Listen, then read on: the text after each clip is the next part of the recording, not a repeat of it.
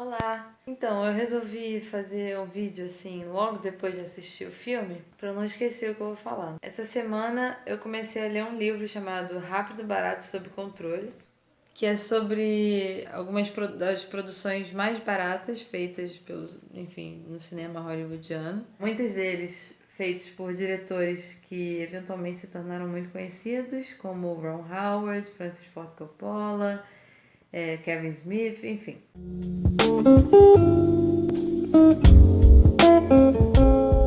E o primeiro capítulo é sobre o Roger Corman, que era um diretor muito conhecido por fazer filmes B, filmes pseudo-terror ou de ação e que misturava algumas cenas de nudez e tal. E aparentemente o Roger Corman, e é isso que fala no primeiro capítulo, ele foi uma grande escola, assim, ele era uma pessoa que dava muita oportunidade pros novos cineastas, pra galera que estava começando. A primeira pessoa que o livro menciona é o Coppola. Bom, ele conheceu o Roger Corman e estava fazendo montagens para ele. E aí o Roger Corman meio que ia, digamos que, testando e treinando, assim, esses jovens que estavam na equipe dele. E aí um dia eles estavam na Irlanda e eles perceberam que tinham uma equipe ávida e que poderia filmar. E o Coppola resolveu escrever um roteiro. Ele escreveu o roteiro em 2 ou 3 dias, chamado Demência 13, que agora eu tô pensando, não faço a menor ideia por que se chama Demência 13. Mas enfim. E aí o livro vai falando, né? Vai dando esses exemplos. E aí eu tava achando muito interessante e resolvi assistir. Nunca tinha visto Demência 13, o primeiro filme do Coppola. É de 1963,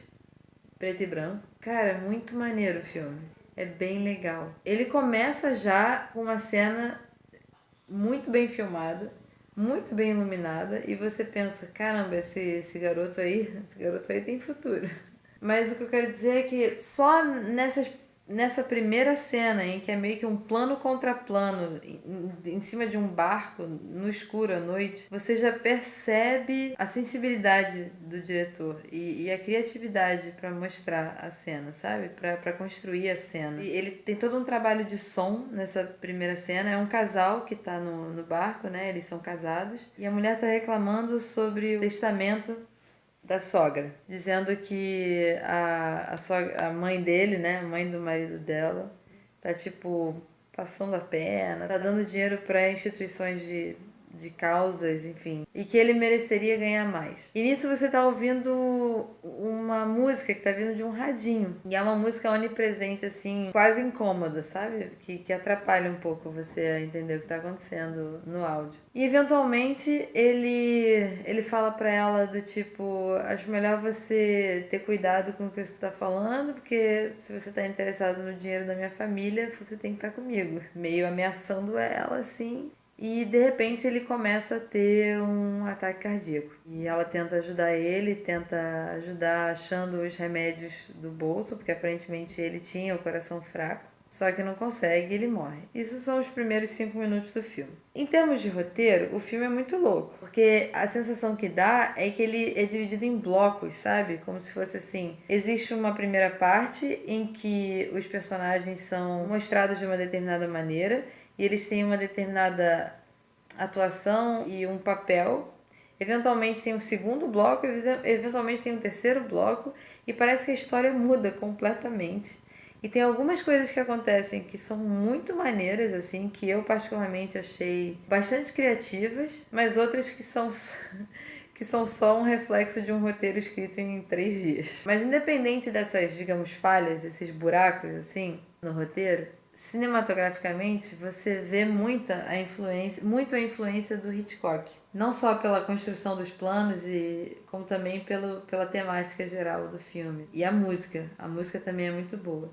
O filme tem aquela pegada de terror psicológico, onde acontecem coisas assim assustadoras, digamos assim, mas que tem um contexto de loucura ou de psicose ou algo do gênero. Para mim, o filme pegou muito de Psicose, tem bastante essa influência. Então, assim, basicamente, a história em si não é muito criativa e nem muito coerente, mas ela foi o suficiente para o Coppola conseguir demonstrar, assim, colocar para fora a vontade que ele tinha de construir uma narrativa através de imagem e de som, surpreendendo bastante, eu acho, assim, para um primeiro filme, eu achei muito bom. Acho um bom filme B, cumpre o seu papel. E achei bem maneira essa coisa de conseguir ver essa influência do Hitchcock. Acho que Psicose é de 1960, então tava bem fresquinho isso. Acho que para um filme de extremo baixo orçamento, o filme tá bem maneiro. Ele tem muito production value, como diria aquele menino fofo do filme Super 8. Sinceramente, eu aprendi essa expressão naquele filme. Porque o filme é feito com muitas cenas dentro de um castelo, ou em volta de um castelo irlandês. Então, pô, é irado. Nem parece que ele foi feito com baixo orçamento. Outro comentário que eu queria fazer sobre o Dementia 13 é que você consegue perceber uma influência clara assim do Antonioni, sabe? Você vê que a atriz principal, a protagonista, a Louise, ela parece muito a Mônica Witt. Assim, o penteado, a roupa, a maquiagem, ela tá bem parecida. E a Mônica Witt era a musa, né, do cinema italiano nessa época. Eu queria falar sobre algumas cenas específicas, mas eu tenho medo de revelar coisas sobre o filme.